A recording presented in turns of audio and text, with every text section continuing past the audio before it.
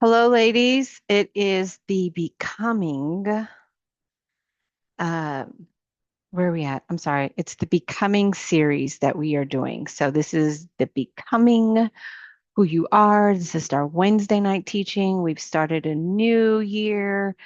You know, how they say new year, new me. So we have started this new year. I am so glad that we are engaging each other, that we are in this space, and we are doing the work, right? So we are getting into this space where we are saying, this is what I choose. I choose to become the person that I said I wanted to be, that I've always wanted to become. And really, it's not becoming her, it's attaching yourself to the true essence of who you really are. I have a group that I do Bible study for in in Portugal. So your girl is international.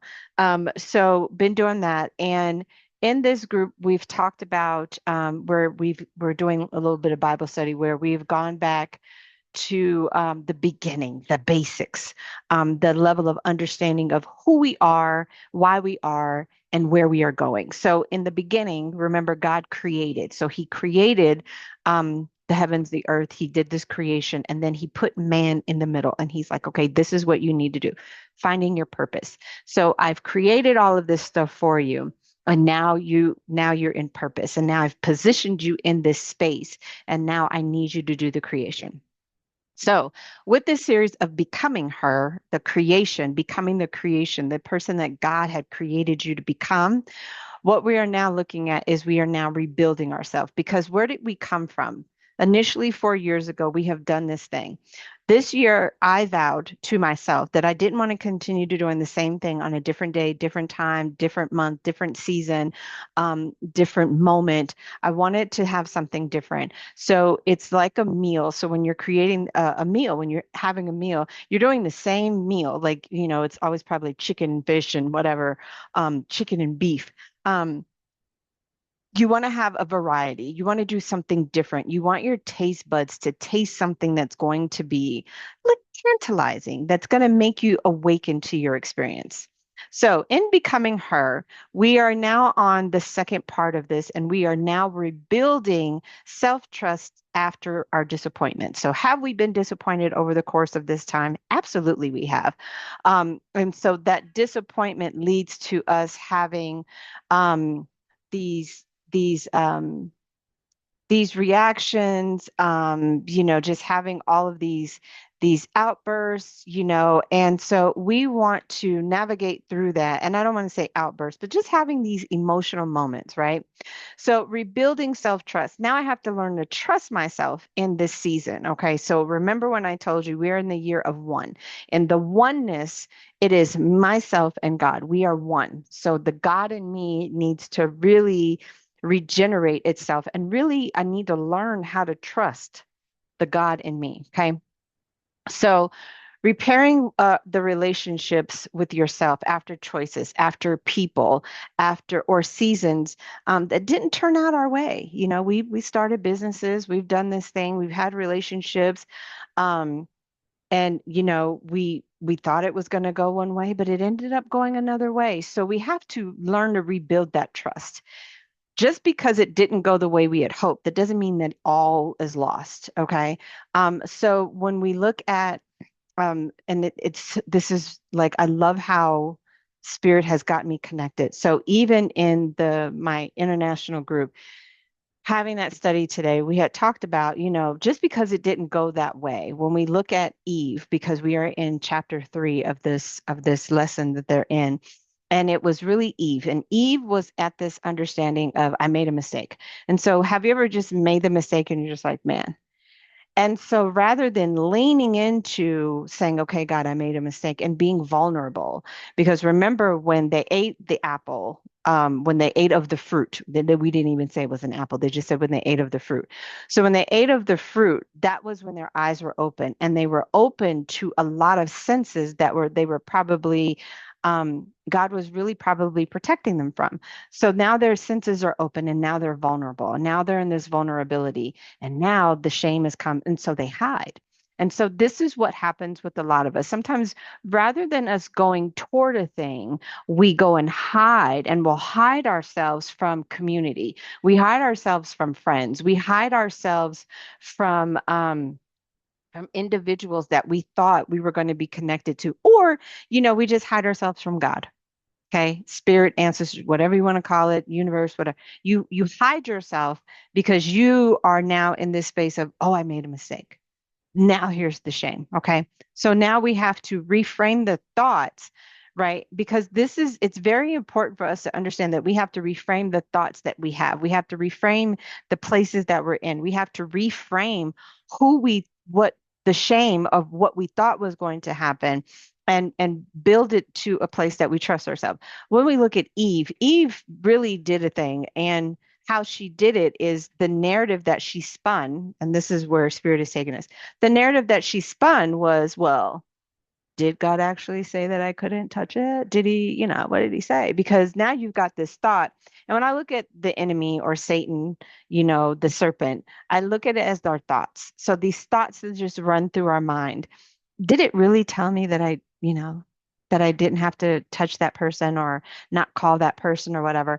And so when we get into those thought processes, that's when things start to change, right? The narrative in our mind starts to change, and we get into this space of saying, well, you know, it, God didn't tell me not to call the person, or God didn't tell me not to do the business, or God didn't tell me, this or whatever. And so you spin it and then you say, but my mom told me, or my mom didn't explain it to me. And that was a running thing for me years ago. It's like, my mom didn't tell me how to do relationships. My mom didn't tell me how to do A, B, C, and D. And so that was a thing that I ran with. That was a story that I spun because I was so ashamed. And so, the saying, hit dogs holler. So I'm hollering because I'm like, well, God, my mom didn't teach me anything. Rather than kind of leaning in and saying, God, okay, I made a mistake. I didn't consult you about this relationship. I didn't consult you about the business. I didn't consult you about A, B, C, and D. I'm sorry. I didn't consult you about the way I should spend my money. Now I'm vulnerable. I'm open. Okay. Rather than me in my vulnerability running from God, regressing and not trusting myself again, with another relationship, or another business idea, or applying for another job, I run from it. I'm like, oh, I'm not going to do that because it's fearful, right? That fear of being rejected, the fear of being in that space of not having, right? So disappointment breaks down your self-trust. Okay, self-abandonment often disappoints. Self-abandonment after disappointment does. So disappointment doesn't break your self-trust, but the self-abandonment after the disappointment. Again, something happened. Rather than me move to it, I move from it, and I am in this self-doubt. I'm in this moment of, I am now like, ah, I don't trust myself. I don't trust other people. And so I'm learning that I don't trust people in relationships because of the past of what I've gone through. And so I think that, well, all people are going to be the same way. If I give my heart to another guy, am I going to go through this disappointment? So rather than me go through and lean into and get into the feeling of having a relationship, I'll just stay single because I don't want to get hurt again. I don't want to get abandoned again. I don't want to go through that. So that's self-abandonment. And so again, it is not the disappointment that breaks your self-trust. It's the self-abandonment after the disappointment. So business didn't go great. Rather than abandon yourself, stay true to it. Okay. So don't, after you get disappointed, stay true to yourself. Be vulnerable and say, okay, I messed up here. What do I need to learn? What's the lesson? Okay. So women, we really lose trust in ourselves when we say things like, I should have known better. Oh, I should have known better. How many times have we said that? I should have known better. I should have known better. Because we're women. We think, oh, I should have known better. Or I just ignored the signs. Like I felt I seen them. I just ignored the signs. Or I messed that up, and now I don't want to try again, and I should have, I didn't see anything. So instead of us asking why did I do that, um we need to start asking ourselves, what was I trying to protect or create at the time? At the time that I did this thing, what was I trying to protect or what was I trying to create? Okay. So we have to reframe the thoughts instead of saying, I should have known better. What was I trying to accomplish? What was the purpose of me doing that? So there are times when I am really frustrated with, with things that are going on in my home. And the inner part of me now, she is loud. She is ever so loud now. Where she used to be timid, she used to be quiet. Sometimes she was silent. Sometimes she never said anything. And now that voice is just like, why do you care? Why do you care about that? What is the point of you thinking about that? Why did you think that thought? What is that? Instead of like, oh, you know what, dang, I messed that up, and she's now asking questions and they're loud. Why do you care about that? Why are you going on about that scenario? And I'm like, I don't know. But it's like that wake up in that moment. It's like the inner part of me, she's connecting and she's saying, no, now we got to be clear. Okay. Now I need you to be ever so clear. Okay. So asking yourself that question. So understand this, ladies. Trust is rebuilt through small aligned actions, not confidence. So every action that you take, it is small aligned action steps. It's not your confidence. Yeah, you can be confident, but you have to take action in the confidence. You don't regain trust by reliving the past. Like Rafiki said, what happened in the past, it's in the past. You either run from it or learn from it. Rafiki was teaching us the exact thing that I'm teaching you right here. And I can end it on that. Rafiki said, what's in the past is in the past. Now you either learn from it or you run from it. What are you going to learn? Rather than you regress and leave it, lean into the feeling and saying, okay, what do I need to know? Okay. I don't want to relive the past. Whatever happened in the past, it's dead and gone. Think about, you know, um, Simba. That is gone now. That happened.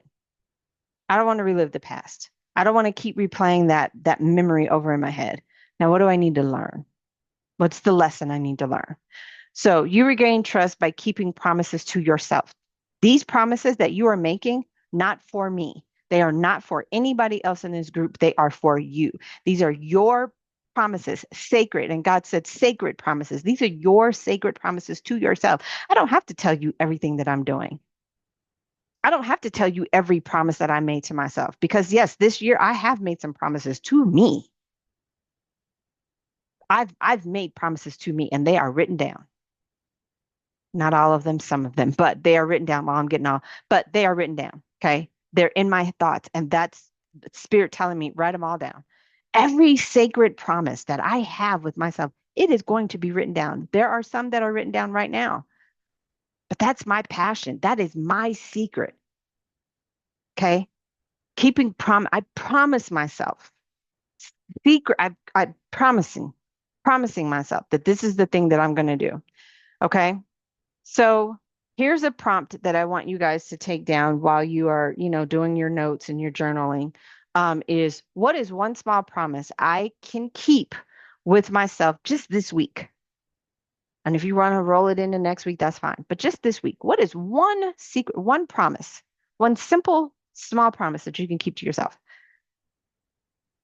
Is it, I'm going to post on Facebook? I'm going to post on TikTok. I'm going to make sure, I start downsizing, cleaning up some things. I'm going to rekindle a relationship or I'm going to end a relationship. I'm going to make a phone call to someone when I think about them. What's one small promise that you can keep to yourself? And really think about yourself. This has nothing to do with anybody else. This is your thing. What is one small promise that you can keep to yourself, whether it be in business or relationship? I really want you to focus on business and I want you to focus on earning some extra income. Okay. So I want you to get to that place where you are earning that extra income. All right. So give me 1 second. Um, I have, all right. So that's grounding. Making that one promise to yourself, that's grounding. It's doable. Something that's grounding, something that's doable, something that's going to heal you. Okay. So it's going to be something that you can do on your own without having to feel guilty. Okay. Um, so here's the thing. Disappointment and versus your self-abandonment. A lot of us go through this thing where we get disappointed and we go into that fight or flight mode, okay, which is the self-abandonment where you leave yourself. You okay. So disappointment is something that happens to us. Okay. Self-abandonment is something we do to ourselves afterwards. So we get disappointed. And rather than us deal with the disappointment, we self-abandon ourselves. And so after the incident happens, we get into that, oh, I should have known better. Blah, blah, blah, blah. Not asking ourselves, what was the lesson? What did I need to learn in that? So I've been teaching you guys those questions. What do I need to know? What do I need to see? What do I need to hear? What do I need to do? And what do I need to know? And what do I need to speak? Okay, those are 6 aspects of life. What are those things, those defining questions to move you forward rather than pull you back into the past to say, oh man, see, this always happens to me. I'm always the one who gets left behind. I'm always the one who gets talked about. I'm always the one who gets this. That's where that mindset comes from. Okay. So I want you to say this: disappointment doesn't actually break self trust.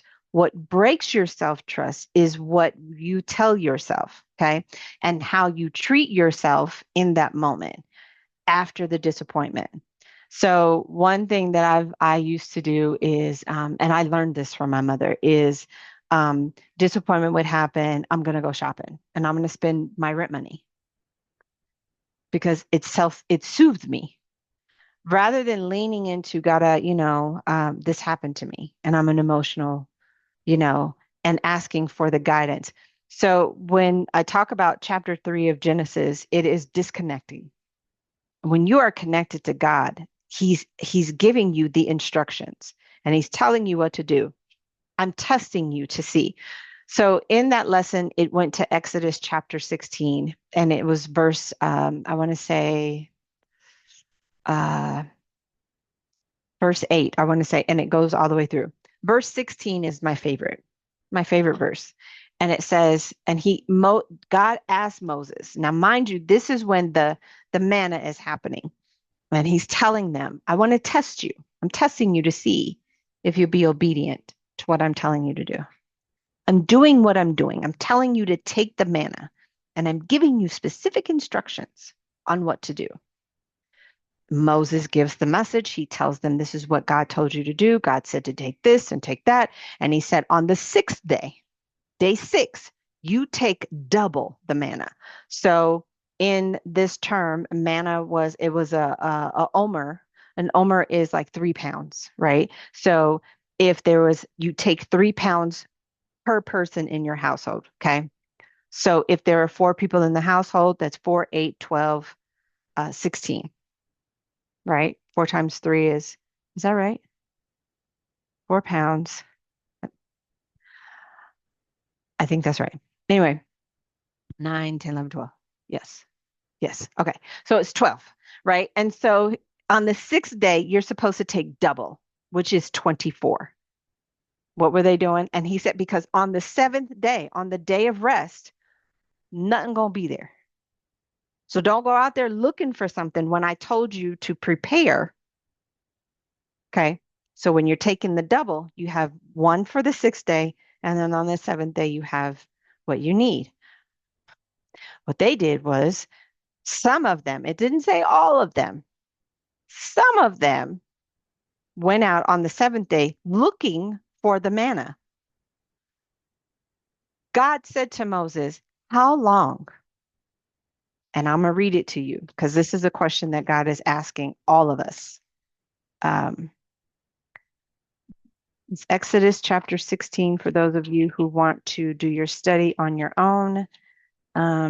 So just read Exodus chapter 16. That's the provision of the quail. So it was the manna and quail. This is when he was giving them meat and bread. Okay, the sweet bread. Okay, start at verse 16. Go all the way to verse 36. You'll understand. Okay. So manna or an omer is 1/10 of an ephah. So it's like what they said is possibly 3 pounds or about 1.4 kilograms of manna. Okay. Here is where God is asking us this question. Um, the sun went out and they tried to go and find. Nevertheless, they couldn't find it. So it says 27. I'm going to read 27. Nevertheless, some of the people went out on the seventh day to gather it, but they found none. 28. Then the Lord said to Moses, how long? How long will you refuse to keep my commands and my instructions? How long are you going to keep refusing to hear my commands and my instructions? How long are you going to keep bypassing what I tell you to do? How long are you going to keep doing what you want, when you want, how you want, when you want? And then when the actions, when the repercussions for your actions happen, now you want to get shameful? And now you want to run from me, Eve? Now you want to run from me and then you want to go and hide yourself? That's what you want to do? Now you want to hide from me? No, no, no, no. I gave you the commandments. I told you what to do. I gave you the instructions in the beginning. I told you what to do. When you came to me initially, I told you, don't touch that right there. You can have everything else, but don't touch that. I told you. And it could be the opposite. Do that right there. Don't do none of that over there. How long will you refuse my commands and my instructions? Self-disappointment, and then it gets to shame. Okay. It is what we tell ourselves. Okay. That's how we abandon ourselves, is what we tell ourselves and how we treat ourselves in the moment. Some of us, we get into a point where we start drinking. Some smoke. Some go indulge in sexual behaviors. Some of us go and eat a lot. Okay. I get emotional. When I get emotional, I start snacking. And I know something's cracking because I don't snack. Okay. I'm not a snacker, not like that. When I see myself emotionally eating cookies and stuff, yeah, something's cracking. That's when I realize I got to pull back and I got to ask myself, what is going on? Huh? What happened? Where did I end up? Where was the disappointment? Because I have to find it, kill it at the root so that I can move forward. Okay. Most women believe I can't trust myself because it didn't work out. Because that thing, the last thing, it didn't work out. Okay. So we have this way of telling ourselves that, well, since that didn't work out, I just won't try it again. That didn't work out, so I'm not going to do it again. That didn't work out, so I'm just going to leave it be and it's going to be whatever and I'm not going to even try to do it again. So it's I'm just not going to do it again. I'm not going to get into another relationship because that last one really hurt me and I gave 100%. And I realized that when my daughter's dad passed away, all emotional parts of me, it died. I gave 15 years of my life and that was hurtful. Okay. And then he died on top of me giving 100% to a person who didn't want to and wouldn't. Then you die. So I can't even rectify anything. And then in the death, we had an argument. So I can't even fix it. Diabolical. Anyway, okay. Here's the thing. The real rupture often came from us ignoring our feelings afterwards. So when you go down, we've all cried on here, or shaming yourselves for hoping. Well, I just was wishing that he was going to be a better person, or I just wish that my business would have done, this amount of money or whatever, or I just wish that I would have, just done better, or followed my gut, overriding your need to keep peace, staying too long to avoid admitting pain. How many of us have stayed in a thing? And it could be relationship, it could be friendships, it could be work related, staying too long because we don't want to admit that it's painful, right? So after disappointment, Here's some questions that you need to ask yourself. One word or two, and this is for you. One word or maybe two words. After a disappointment, did I turn toward myself or away from myself? Okay. That's the first question. Second question is, what did I stop allowing myself to feel? And mine was love. Okay. I stopped. Love was just blown out the window. When he died, it was gone. Like, because if I love again and he die, I don't know what I'm going to do to myself. I don't know. Where did I silence my own needs to keep things moving?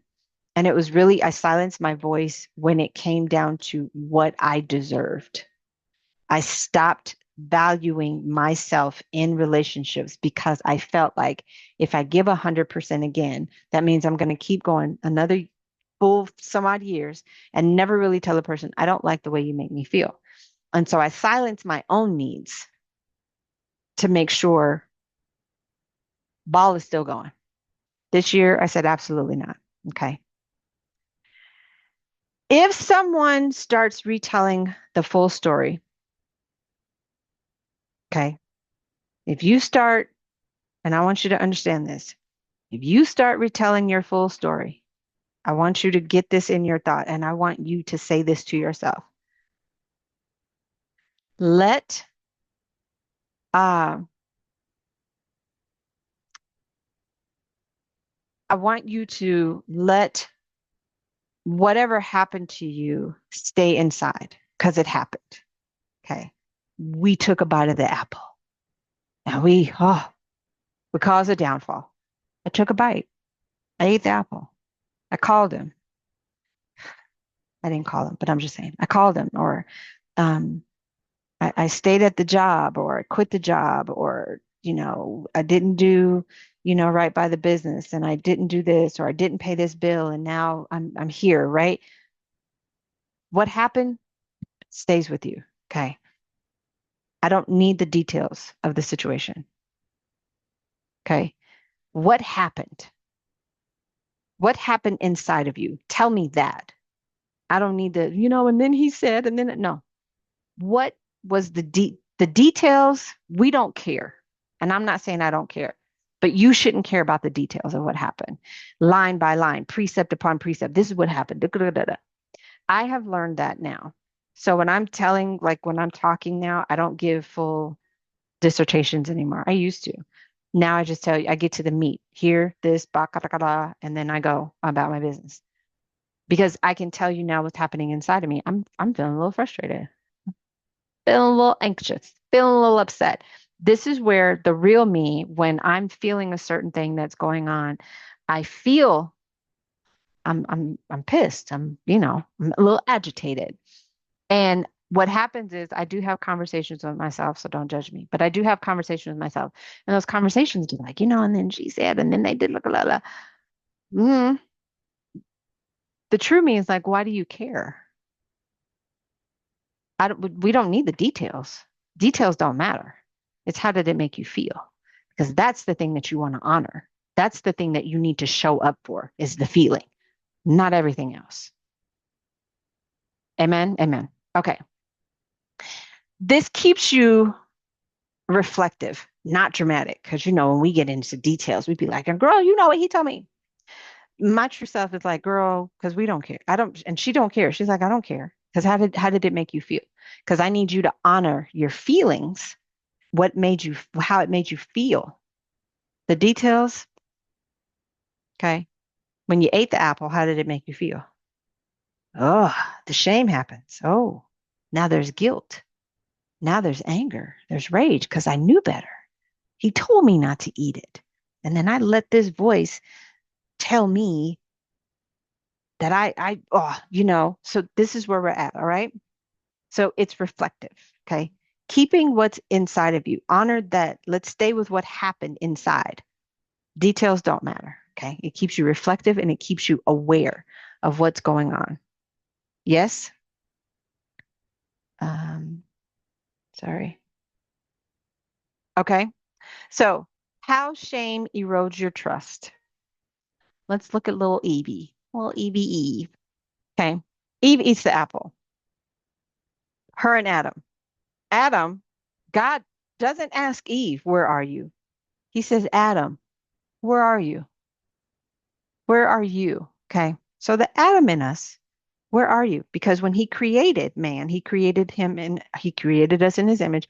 We were pulled from Adam, right? So we're pulled from it. And he says, where are you, Adam? Where are you? God is asking you, where are you? Huh? Oh, you ate the apple and now you feel ashamed. Now you want to go hide yourself. Now you want to cover up. You want to put on some figs. You want to make you some. Now you want to make up yourself. Now you want to go hide yourself. You couldn't come to me. God knew what happened. He knew. He knew everything that we did. He's asking to get the truth so you can tell the truth. Okay, God. So, I went back to little Pookie. I talked to him again. Or God, I quit the job. I thought I was going to be able to do something in the business. And so I quit. And, you know, I let them talk me out of a thing, or I let my mom or I let my family talk me out of a thing. You know, I, sh- I'm sorry. That's what he's wanting. Okay. Here's the truth. Shame doesn't make us feel bad. It teaches us to not listen to ourselves. Okay. Shame makes you get into your head. It makes you not listen to the thoughts and it makes you not listen to the God self or the true essence of who you are. And you turn off. And so you don't turn on the true value of who you are, the essence of, that God self. You turn that off. Okay. So shame convinces us that our feelings, instincts, and desires were the problem. So we stop trusting them. We don't follow our gut anymore. When we get that feeling, don't go that way, or don't do this, or maybe I should go and do this. Maybe I should talk to this person.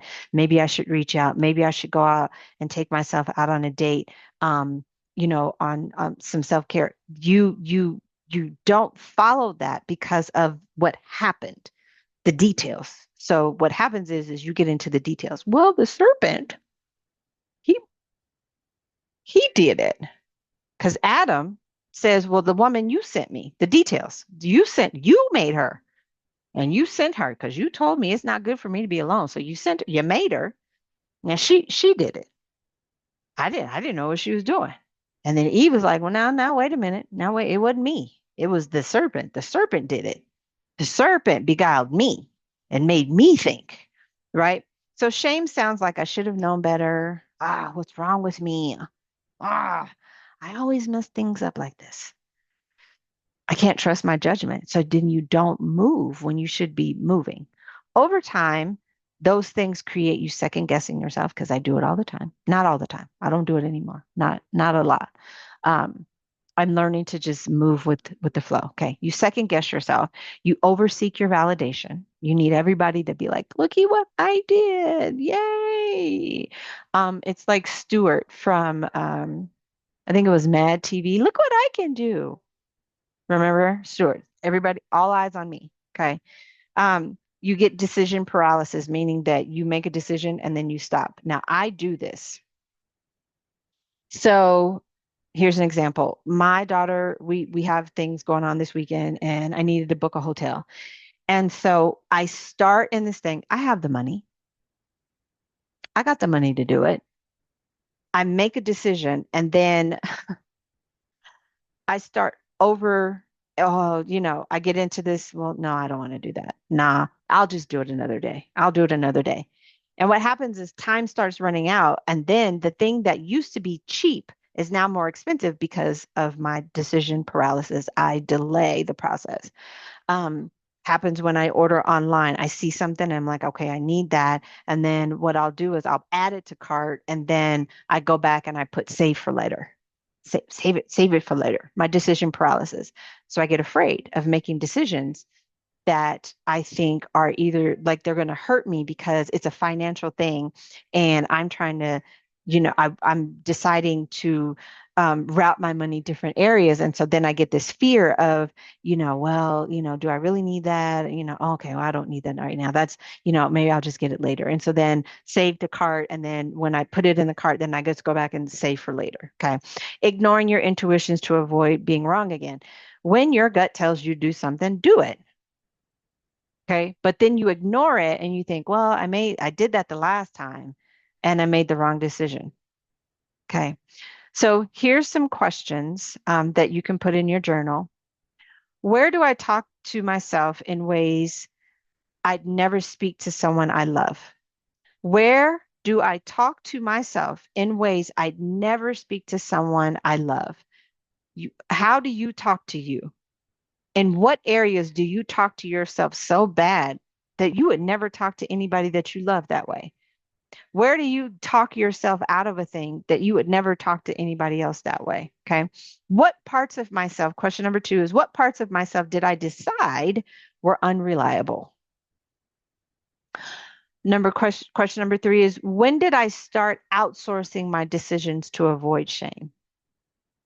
Outsourcing your decisions, meaning I'm asking someone else, or I'm just going to give that to someone else, or I'm not going to do it. I'm not going to do it.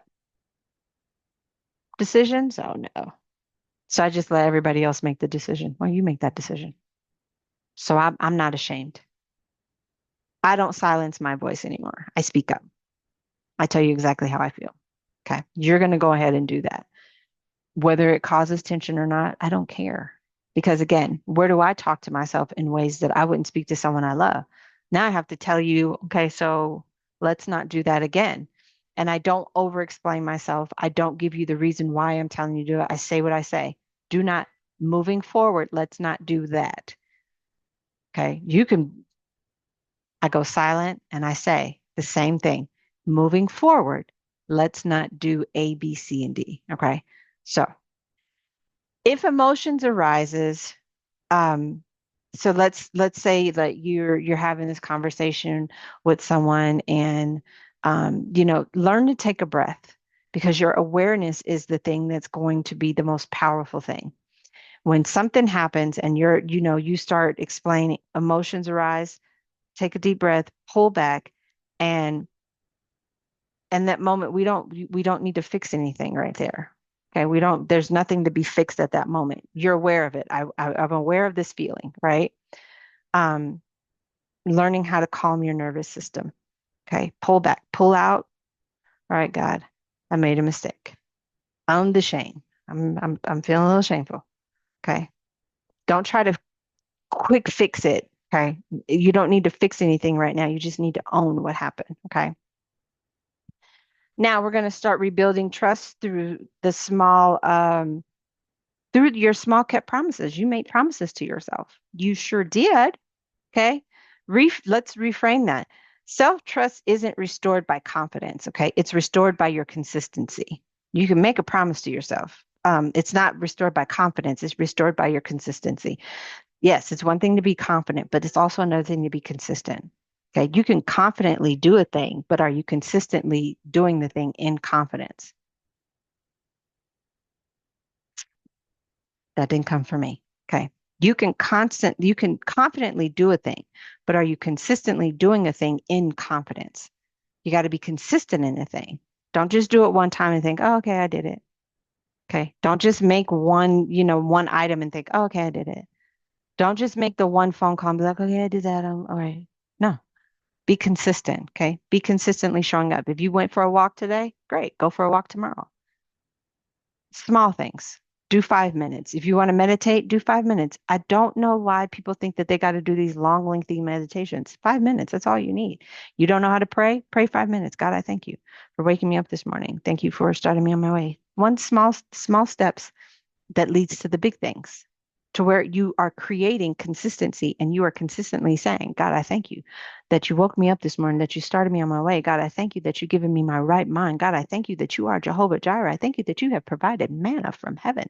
The what is it, God? I don't know what it is, but God, I thank you that you provided me with the manna, God, the sweet bread, Father God, that you've given me this day, my daily bread, God, that it is sweet and it is like honey. But God, I thank you for giving me manna, God. And I thank you that on the sixth day, I gather up the double, God, so that on the seventh day, God, I can rest and still be in the sweetness of your word.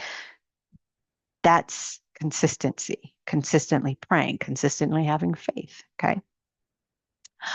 All right. So self-trust grows when you do what you say you'll do, especially the small in small like unglamorous ways. Even if you go for a walk or you go to the gym or you're drinking more water or you're detoxing or you're going no contact with a person. Those small things, those things matter.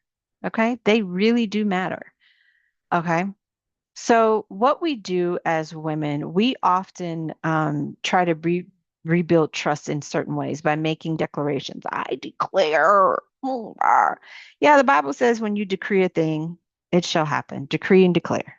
Okay, we know. Okay, overhauling your life, promising dramatic change. You promise, but can you deliver it? Are you consistent in that? You're not even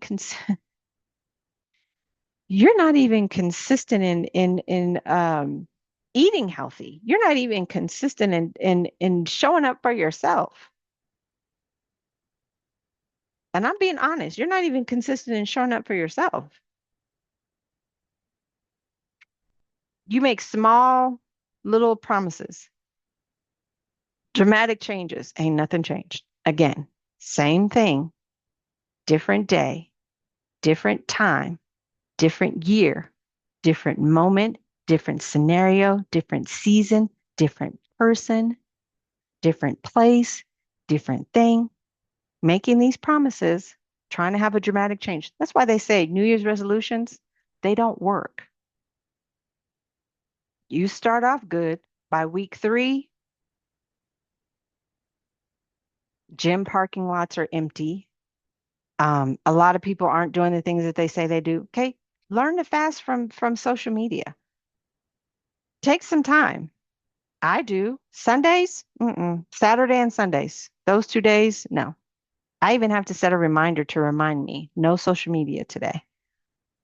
I got so good at it that I even went off Facebook. I no longer interact on Facebook. It is a rarity if you see me on Facebook. Rare. Okay. Instagram, she ain't on there either. The one place that I'm at is TikTok. I don't do anything else. I've deleted them from my phone, deleted the apps. It's okay. When we do those 21-day fasts, fast from something. It's not always necessarily a food thing. Yes, do we need to get our body in subjection? Absolutely. That's where those fasts come from. It's teaching your body how to be in subjection. But it was also when we talk about what Daniel did, Daniel was just like, listen, I don't need all that fatty meat to show who I am. Go ahead and give me some vegetables. And all it was vegetables and beans and some water. I didn't need no coffee, no juice, none of that. But this is really what God wants you to do in the new season. Fast from something. Put your body under subjection and tell yourself you don't need to be on social media every day. You don't need to be talking to, Sally Sue every day because Sally Sue is probably the reason why you going into these little antics and you're doing the shenanigans that you're doing. Or Billy Ray, if that's your best friend. I don't know. Okay. I'm just throwing things out there. Okay. That backfires and reinforces, see, I can't do anything. I can't keep my own promises. I can't even keep a promise to myself. Again, same thing, different day, different year, different time, different season. Okay. Because you keep trying to promise yourself something when you're not even connected, you're not connected to the source for him to tell you exactly what you need to be disconnected from. Instead, trust and rebuild through small, doable commitments. Something that's doable. That's like cleaning out your drawer. If I clean out my drawer, I got it. There's actually a lady that's on TikTok, and she does these little like cleaning things. Like she cleans, and she was like, I've been wanting to clean, like she had her bathroom. I'll give an example. She was like, I wanted to clean my bathroom. This one little section in her bathroom. I wanted to clean this for 2 years. And she said, let's see how long it takes. It took an hour and some change for her to clean this one little section in her room, in her bathroom. Okay. Small doable commitments. And in that, what she has done is she has created a whole series based off of her saying, I wanted to do this task 2 years ago. She's been sitting there and I never did it. Let's see how long it's actually going to take me. In her mind is being renewed. Be transformed by the renewing of your mind. I wonder how long it would actually take me if I did that. If I committed to this one small step, if I committed to doing one task daily for my business, if I committed to sitting down and actually taking time to create content, how long would it take me? If I committed to making one small step towards um, building a foundation of wealth, how long would it take me? Right? Do some repetition. Repetition. Pastor Paul Burleson, love that man. He used to say the saying, repetition brings about retention. The more you do a thing, the more you retain it. The more you do a thing, the more you retain it. And the more you retain it, the more committed you are to that. And the more consistent you become because you keep repeating the thing. Okay. Repetition brings about retention. The more you do a thing, the more I retain it. Okay. Self-compassion when things wobble. Ooh, don't be, don't be upset. Okay. When you don't get up at 5 and you said you was going to get up at 5 to work out, don't be upset. Did you get up? Now you can work out 5 minutes. You can tell yourself, girl, we can do 5 minutes. That means we can do some sit-ups. We can do something. How long does it take you? I have a mask. Okay. One of those little light masks and it's 10 minutes. I realize it's 10 whole minutes. And I have this app on my phone that gives me little activities that I do. And one of them is meditation, right? So I thought I can meditate in 10 minutes. So I turn the TV off.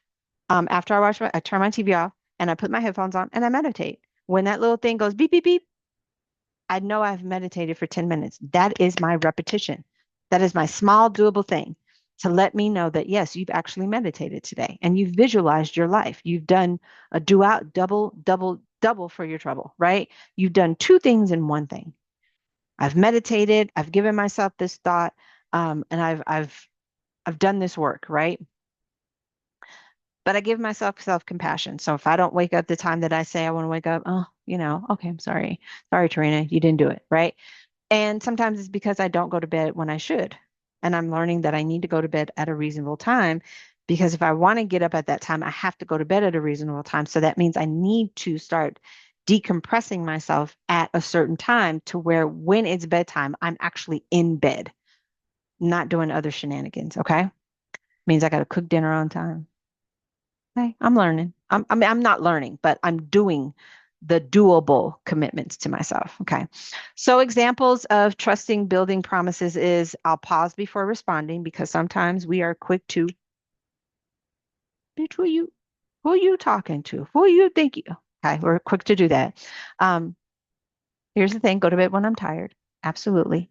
Okay. When I'm sleepy, I need to go to bed, not just stay up and then, And so I have to take, and I don't want to say I have to, but I choose to take supplements to allow my mind to, because if I don't, my mind is going to keep going. I'm going to be up. I'm going to be tossing and turning because the ideas are just, and I'm like, let's silence the mind. So I have to silence the mind by taking the supplements and then putting on my meditation so that I can go into the deep realm sleep and do what I need to do. Okay. I'll say it once. Um, I'll say no once this week. Such a powerful word. Such a powerful word. I was a yes man to my children. Yes, ma'am. Yes. Oh, yes. Oh, yeah. Now I'm saying no. As much as I would love to help you, and I have to tell them this, as much as I would love to help you, I need you to figure it out. Simple. No. Now, because I give the explanation, and it's not an explanation, as much as I would love to help you, I'm going to have to say no. I got to protect my energy now. Okay. It's about protecting me. All right. Um, Say something that's going to be like, I'll check in with myself daily. Check in with yourself. Hey, how are you doing? You doing okay? You doing all right? Set a timer on your phone. We have apparatuses that will remind us of all kinds of things. Set the reminder. How you doing? You doing okay? Okay. Here's some questions to put in your journal. What promise have I been breaking to myself? Okay. What's the promise that you've been breaking to yourself? Second question, what's one promise small enough to actually keep? Give yourself one promise that is small enough for you to keep. Okay. Question number three is, how would my life feel if I trusted myself again? Feel great. It feels amazing. When you start trusting yourself and you start trusting, like I trust my voice now more than ever. She's amazing. And so, like Bob Proctor said, the more I get to know myself, the more I'm just like, "Mwah, girl, you are amazing. You are a beast. Okay. You are phenomenal." Tell myself that. Okay. Um, Here's an action step that I want you to take. Write down one promise you'll keep this week. Keep it private. You ain't got to tell me. Okay. You ain't got to tell nobody. This is your promise to you. Okay. Um, Disappointment happens. Shame tells us where the problem is. Small, kept promises are how we rebuild the relationship with ourselves. Okay. Um, I want you to understand that. Okay. Just get into that thought process of understanding that's where we're at. Okay. All right. So we have ended. It is 8:21. I appreciate you all for watching. For those of you who, if you were here and I didn't see you, I'm sorry. Um, it is, I don't know, I've got the link, whatever. Anyway, so that is the lesson. Next week, we will be talking about separating your intuition from your fear. Okay. So we are going to learn how to separate your intuition from the fear. The thing that you fear is pretty much sometimes the thing that will block out um, the intuition. Okay. So it's going to help you learn to tell the difference between your inner wisdom and your nervous system noise. Your nervous system is the thing that's going to have you being anxious. It's going to make you feel like, oh, and you're going to be reacting out of emotion rather than out of the calmness. That's how you know the difference. So Spirit said that's how you'll know the difference. You'll know the difference when you're acting out of your intuition and you're acting out of your nervous system. One is really chaotic. It feels wobbly, and the other one is just like this smooth calm. It's clear. It's that's the decision I made. Okay. So I hope to see you all next week. If not, it'll be recorded and then you guys can watch it. I do appreciate you all. I love you all. And so I will see you guys next week.